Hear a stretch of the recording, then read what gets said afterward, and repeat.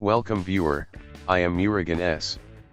This video tutorial describes, stop mobile hotspot from turning off in Windows 10. Type Device Manager. Click Device Manager. Click and expand Network Adapter. Select Wi-Fi network card. Right-click, Properties.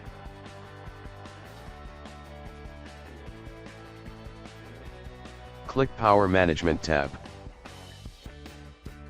Uncheck Allow the computer to turn off this device to save power. Click OK. Thanks for watching.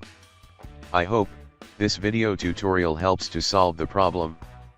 Please like, share and don't forget to subscribe my channel. See you next video.